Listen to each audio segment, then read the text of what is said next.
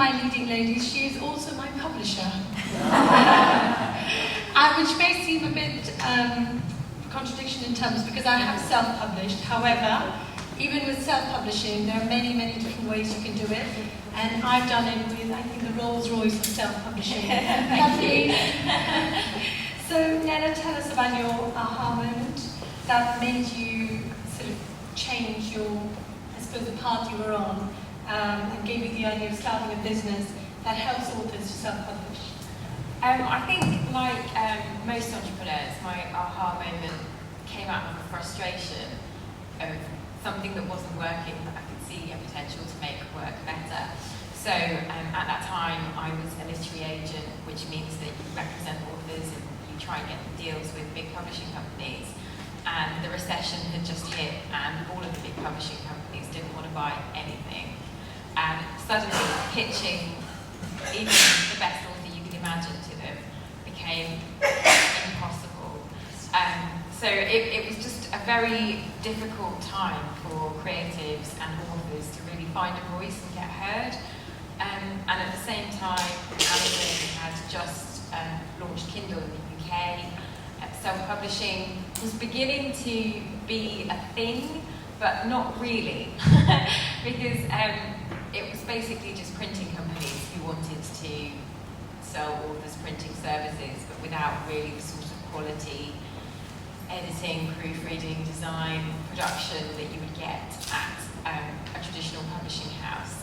So it came partly from a need to help the authors that I've been developing and nurturing and mentoring, who suddenly had nowhere to go, and to find a really high-end solution for them so that they could get up on Amazon and compete with other authors in their genre. They just needed a little bit of professional help to get there. So that's basically where it started. And you co-founded I Am with your brother Ali. That's right. Who brought a very different set of skills to business. So what do you think are the positives and negatives of working so closely with a member of the family? And also, can you share with us one highlight and a low point of being your own boss? Well, I think one of the best things about working with a family member of any sort is that, as other entrepreneurs here have alluded to, you will have difficult times, especially in the beginning when you feel so overwhelmed because you've gone from having one job in a big organisation to having so many jobs that you can't even count them anymore. And you do have those moments when you're just, I don't know, queuing up in the bank or the post office and you're like, what am I doing? What am I going to do when I get back to the desk? And I think it's really good to have someone really close to you on your team in that respect. And I would say to women thinking about starting up, even if you're not going to go into a partnership with someone, you do need a lot of support around you. So it's good to, prepare your partner for what's coming. Make sure that your friends and family are going to be there for you, because there will be days when you're tired and you need that cheerleader. You need someone to just remind you of why you're doing this and to get you back on track. So I'd say it's great to have someone that you know who's kind of got your back, and if you suddenly get a tight deadline, you know that they're going to be able to roll up their sleeves and help you make that deadline and things like that.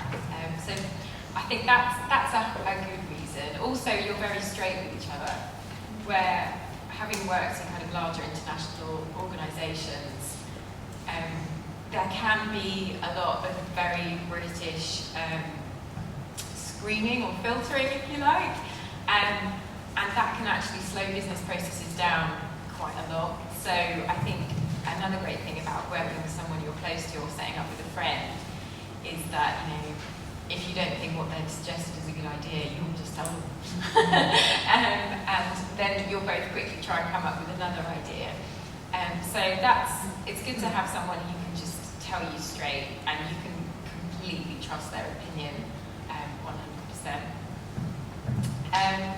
And in terms of the low point of working with him, or just... I think it was just really being your own boss. I think you probably alluded to some of them, doing everything yourself. Yeah, I think it can be overwhelming, particularly when you first start, if you have perfectionist tendencies, because you will find that there is just so much that you need to do. that you need people around you who can help you. You need to outsource things, and I think for all of us here, probably, you know, you don't just want a happy client. You want a client that had an amazing experience, and you end up kind of going that extra mile for everyone, but you soon realise that it's not scalable to kind of be giving away all that extra you for every single person. So I think that's a trap that probably lots of us fall into in the beginning. And what advice would you give? There might be people in the audience who are itching to write a book. Do you have any advice for them? Definitely. So come to me, you can say. Yeah. Well, my first piece of advice is to do your research. You know, my English teacher always said that readers make the best writers, and it's true. If you want to write in a specific subject, you need to read everything there is out there on it, so you know what your competition is offering, you know where the niche in the market is. Then take your time. I think with lots of creative things, people can get overexcited and just rush into launching or publishing or going live before it's ready, whatever format that might be, whether it's video or music or anything. But sometimes you do need to just take the time to polish things, make sure that they're really up to scratch, because you're only going to get one shot at launching your debut book and, you know, setting your stall out as an author.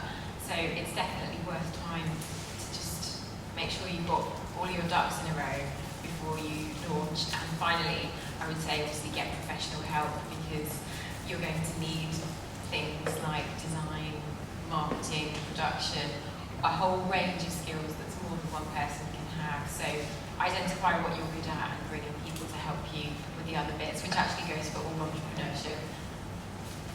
I think that's very good advice, and I would add to that from my own personal experience is that actually writing the book is probably the easiest thing. It's once you've written a book, and you might think it's the most amazing book in the world, but if nobody knows it's there, no one's going to buy it. So I think for me the hardest bit has been just, you know, becoming much more self-promotion driven and sort of being in people's face quite a lot on Facebook. So I'm here, this is my book. And that's quite uncomfortable if you've never done it before. Yeah. But you just have to find a way to do it which doesn't put people off you. They unfriend you or unfollow you because it's just too much of you. But I have to say that the course and the advice that you gave me was tremendously helpful. So thank you very much. And with that, I think pretty much on schedule, we have concluded the initial sort of individual chats. And what I want to do is get my leading ladies, if you don't mind, if you're not too comfortable, if you could stand up and we could all just stand here.